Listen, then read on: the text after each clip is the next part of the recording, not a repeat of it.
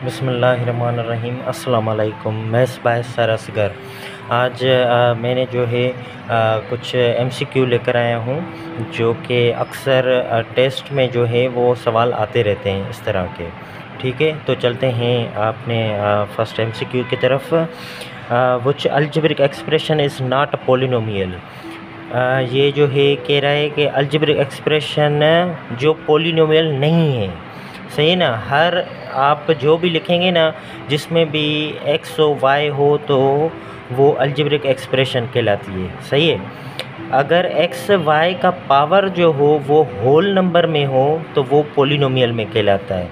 Polynomial वो होती है जिसमें एक्स और वाई का जो पावर हो वो होल नंबर हो। होल नंबर मीन्स पॉजिटिव कोई भी नंबर हो, 0 हो, 1 हो, 2 हो, 3 हो, 4 हो, इस तरह के। ठीक है, तो ये जो है ऑप्शन ए, इसमें एक्स का पावर तो नेगेटिव है लेकिन ये अपान में है तो ये ऊपर जाएगा तो एक्स का पावर पॉजिटिव हो जाएगा, तो ये पोलिनोमियल हो गई। बी जो है वो भी पोलिनोमियल है क्योंकि इसमें जो है एक्स नहीं है, मतलब एक्स पावर ज़ीरो है। एक्स पावर ज़ीरो है तो ये भी पोलिनोमियल है। ठीक है। सी ऑप्शन जो है ये भी पोलिनोमियल है क्योंकि ये दोनों पॉजिटिव हैं। डी जो है इसमें एक्स का पावर नेगेटिव है, नेगेटिव की वजह से ये पोलिनोमियल नहीं है। ये अलजेब्रिक एक्सप्रेशन ज़रूर है लेकिन ये पोलिनोमियल नहीं है, ये है रैशनल एक्सप्रेशन। ठीक है ना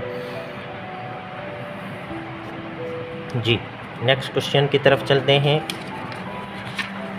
जी। नेक्स्ट क्वेश्चन है नंबर ऑफ ऑल सबसेट। ठीक है, यहाँ पे कह रहा है कि इसके ऑल सबसेट कितने होंगे। आपने सिंपल क्या करना है, 2 पावर n। 2 पावर n मतलब जितने भी इसके मेंबर्स होंगे। ठीक है, यहाँ पे कितने हैं, 5 मेंबर हैं, मीन्स 2 पावर 5। 2 power 5 means 32। सही है ना। 2 पावर 5 मीन्स 2 5 टाइम 1 2 3 4 5। सही है, तो इनका जो प्रोडक्ट होगा वो होगा 32। Identify the quadratic polynomial. Quadratic polynomial जो है वो हमें आइडेंटिफाई करनी है। ठीक है, क्वाड्रेटिक पोलिनोमियल वो कहलाती है जिसमें किसी भी टर्म का जो पावर होगा मैक्सिमम 2 हो। पावर जो हो वो मैक्सिमम 2 हो किसी भी कंप्लीट टर्म में। सपोज़ टर्म की बात करते हैं तो इसमें एक टर्म है 1 2 3, बी ऑप्शन में 3 टर्म्स हैं, सी ऑप्शन में 2 टर्म्स हैं, डी ऑप्शन है ही नहीं, नन ऑफ द अबव। जो प्लस और माइनस होती है वो टर्म्स को सेपरेट करती हैं। ठीक है, आपने यहाँ पे ये देखना है कि सबसे जो टर्म है उसमें ज़्यादा से ज़्यादा पावर 2 होना चाहिए। ठीक है, तो इसका जो पावर है वो 1 1 है। ठीक है, तो ये लीनियर इक्वेशन हो जाएगी, लीनियर पोलिनोमियल।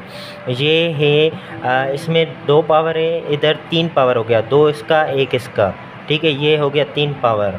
तो इसमें जो मैक्सिमम टर्म है 3, जो बीच वाला टर्म है उसका पावर है मैक्सिमम 3, तो ये क्यूबिक पोलिनोमियल हो गई। क्यूबिक, ये लीनियर हो गई।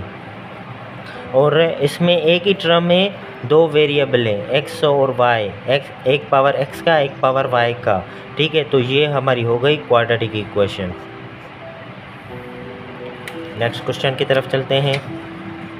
डिग्री, अगेन वही सेम बात आ गई कि डिग्री जो है डिग्री पूछ रहा है। डिग्री मीन्स वही कि मैक्सिमम पावर। ठीक है ना, इसमें भी जो है मैक्सिमम पावर की बात कर रहा था, डिग्री भी मैक्सिमम पावर है।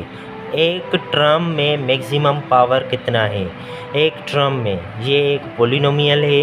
इस टर्म में x का पावर 2 है, इस टर्म में 4 y का पावर है, 1 1 का है, तो इस टर्म में 5 मैक्सिमम पावर है, इस टर्म में 6 मैक्सिमम पावर है, तो ये हो गई 6 डिग्री पोलिनोमियल।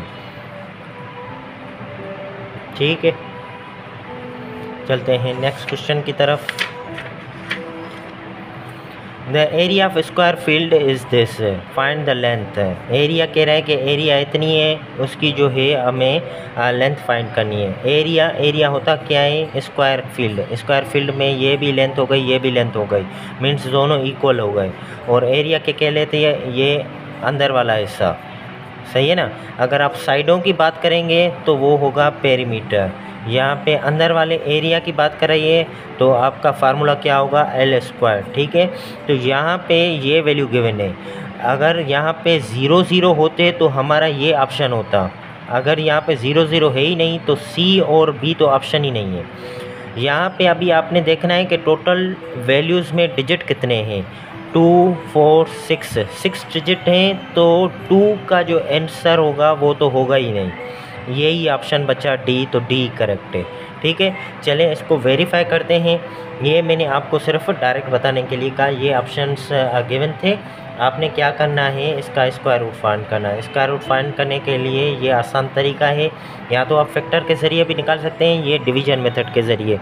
इससे बहुत ही वैल्यू आसान हो जाती है।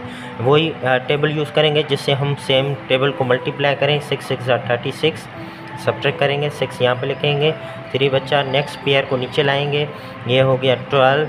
अभी इसमें जो है 300 है, इसमें 1 भी ऐड करेंगे तो ये 100 हो जाएगा, 2 ऐड करेंगे तो ये 200 और समथिंग हो जाएगा। तो 3 का पॉसिबिलिटी नहीं है। तो 2 2 ज़ा 4, अगेन 2 2 ज़ा 4, 2 1 ज़ा 2। सही जी। The cost of book is 300। If it is sold for 20% discount then the selling price of book is. सही है ना, ये क्या कह रहा है कि बुक की प्राइस है 300, डिस्काउंट में इसको सेल किया गया है। आपको प्राइस बतानी है बुक की, सही है ना, सेलिंग प्राइस बतानी है। तो आपको सबसे पहले क्या करना है कि इसका 20% इसको आपने निकाला, 20% को आपने इसमें से क्या करेंगे, सब्ट्रैक्ट। यहाँ तो इसका और आसान एक तरीका है जो डायरेक्ट आसान आंसर आएगा। 20% डिस्काउंट है तो मतलब सेलिंग प्राइस उसकी क्या होगी, 80%। सही है ना, तो ये जो 300 है ये क्या हो गया, ये 100%। सही है, इसकी सेलिंग प्राइस क्या बचेगी, 80%। इसकी 80% कितनी होगी, जबकि 100% इसकी 300 है। इसकी एक्चुअल प्राइस 300 है, एक्चुअल प्राइस मीन्स 100%। 100% इसकी एक्चुअल प्राइस है इसकी 300। इसकी कह रहा है कि सेलिंग प्राइस कितनी होगी, सेलिंग प्राइस इसकी क्या है, 80%, क्योंकि डिस्काउंट हुआ है 20%। आपने यहाँ पे सिंपल इक्वल की निशानी लगानी है, ये इधर बार इधर लाएं, ये 300 यहाँ पे डिवाइड करा है, उधर जाएगा तो मल्टीप्लाई करेगा। सही है, आपने 2 2 0 कैंसिल कर दिए, 3 8 ज़ा 24, 1 0 का 1 0। ठीक है, तो आपकी सेलिंग प्राइस हो गई 240। सही है, अक्सर आपको टीचर जो है वो क्या सिखाएंगे कि 20% आपने निकालना है 300 का, 2 0 कैंसिल, 3 2 ज़ा 6 एंड 1 0, 60 हो गया क्या, डिस्काउंट आपने एक्चुअल प्राइस में से माइनस करना है, तो क्या बचा आपको 240। और यहाँ पे आपने क्या किया, डायरेक्ट आंसर के 300 हो गई एक्चुअल 100%, 80% कितनी होगी, इक्वल निशानी लगा के अपान 300 डिवाइड करा, उधर जाएगा तो मल्टीप्लाई करेगा 240।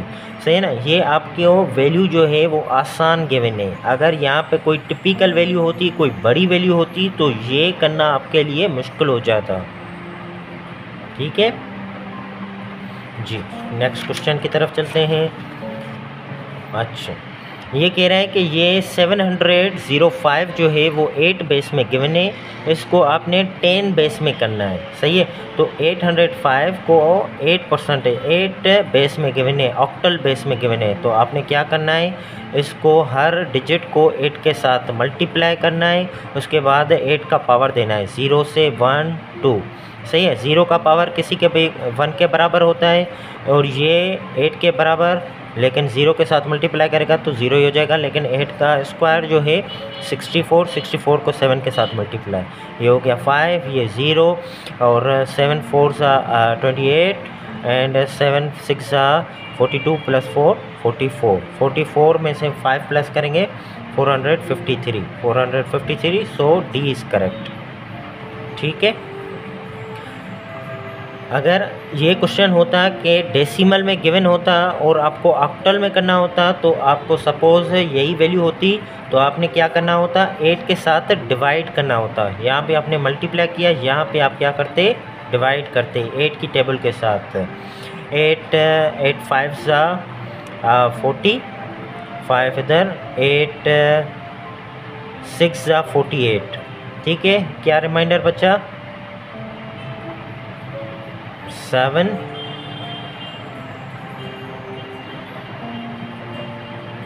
रिमाइंडर बचा 5। 8 का टेबल 56 पे 7 time 0 remainder, so it will be 705 in 8 base, again the same value. ठीक है,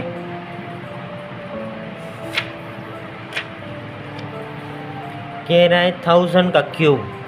ऑप्शन हम देखेंगे बिलियन, मिलियन, 10 मिलियन, 100 मिलियन। 10,000 है, 1000 का क्यूब मीन्स ये हो जाएंगी 9 ज़ीरोज़, 3 ज़ीरोज़ हैं तो 3 0, 3 3 ज़ा 9, तो ये हो जाएंगी 9 0। 9 0 आप याद रखिए ये होती हैं बिलियन में। ठीक है, ये हो गया 1000, ये 100 यूनिट का प्लेस, ये 1000 का प्लेस है, ये मिलियन का प्लेस है, और ये 1 जो है ये बिलियन का प्लेस है। ठीक है, ये यूनिट के प्लेसेस हैं, यूनिट 10 100, ये 1000 के प्लेसेस हैं, 1000 10,000 100,000, ये मिलियन के प्लेसेस हैं, मिलियन 10 मिलियन 100 मिलियन, और ये बिलियन स्टार्ट हो गया तो 1 बिलियन। सही है, तो ये इसमें से 90 means billion.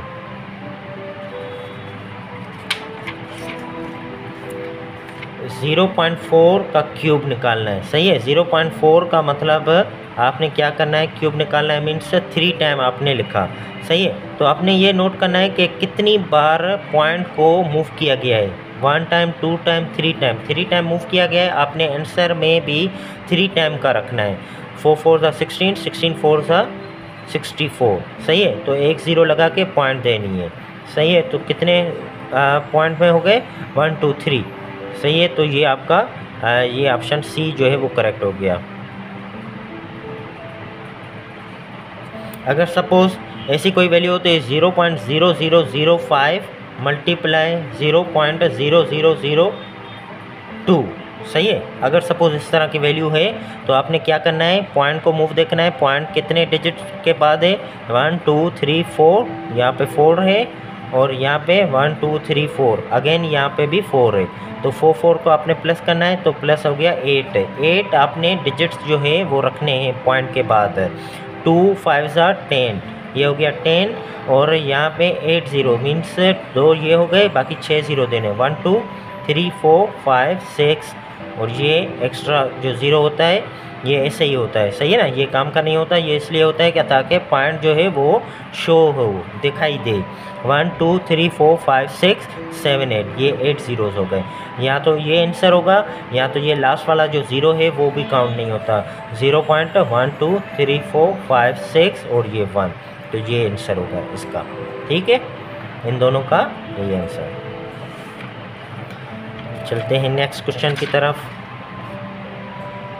The area of rectangular field is 1800 meter square. Its breadth is half of its length. Its breadth is means equal. Half means 1/2. Length, ये length। सही है, ये इसकी हो गई। breadth is 1/2 length. Find length, length find करनी है। यहाँ पे 2 डिवाइड करा, उधर जाएगा तो मल्टीप्लाई करेगा। सही है, ये हो गई लेंथ फाइंड करनी है, तो आप ऐसा करें, डायरेक्ट जो है लेंथ ही फाइंड करें। और फार्मूला क्या है, रेक्टेंगुलर की फील्ड का लेंथ इंटू ब्रेथ, क्या कह रहा है 1800। ठीक है, लेंथ ब्रेथ की जगह पे हम क्या लिखेंगे 1/2 लेंथ। सही है, ब्रेथ का मैंने डायरेक्ट वैल्यू जो है वो पुट किया है। ब्रेथ क्योंकि किसके बराबर है, हाफ ऑफ इट्स लेंथ। सही है, तो यहाँ पे ये 2 क्या कर रहा है, डिवाइड कर रहा है, उधर जाएगा तो मल्टीप्लाई करेगा। 18 का डबल क्या होगा 36, और ये डबल 0, 36 का स्क्वायर क्या है 6, और ये 0 0 का 1 0, तो ये हो गया लेंथ। ठीक है, अच्छा ये क्वेश्चन जो है शायद सेम ही आ गया है। शायद सेम नहीं है, आई डोंट थिंक सो, क्योंकि उधर शायद 400 में था, यहाँ पे है 700 में। 753 है डेसिबल बेस में, जो हमारी काउंटिंग है उसमें बेस में है, उसको ऑक्टल में करना है। आपने सिंपल 8 के साथ डिवाइड करना है। तो 8 9 72, 3 इधर, 8 4 32 और रिमाइंडर बचा 1। रिमाइंडर जो है जस्ट यहाँ पे लिखना है आपको। अगेन 8 का टेबल 1 टाइम, 1 इधर, 1 टाइम, 14 में 8 रिमाइंडर बचेगा 6। अगेन 8 का टेबल 11 पे 1 टाइम और यहाँ पे रिमाइंडर जो है 3, 1 3 6 1, 1 3 6 1, 1 3 6 1। So it is the answer. This is in base 8 या ऑक्टल बेस। ठीक है जी। अगेन जो है ये लास्ट क्वेश्चन है। ये कह रहा है कि अच्छा ये देखें कि इसमें जो है सेट गिवन है, ये भी सेट गिवन है, ये भी सेट गिवन है। ठीक है, आंसर जो है लेकिन सेट के नाम के साथ ही है। और ये आप कंडीशन देखें, A union B whole complement. A union B whole complement जो है वो किसके बराबर होता है? ए कॉम्प्लीमेंट इंटरसेक्शन। यूनियन होगा तो इंटरसेक्शन बी कॉम्प्लीमेंट। ये है De Morgan law, de Morgan law, de है डी मॉर्गन लॉ। तो A complement intersection B complement, तो सी जो है वो करेक्ट हो गया। मैं उम्मीद करता हूँ कि आपको आज के एमसीक्यूज़ में कुछ ना कुछ आपको हासिल किया होगा। ठीक है, please subscribe to my channel and share with your friends. अल्लाह हाफिज़।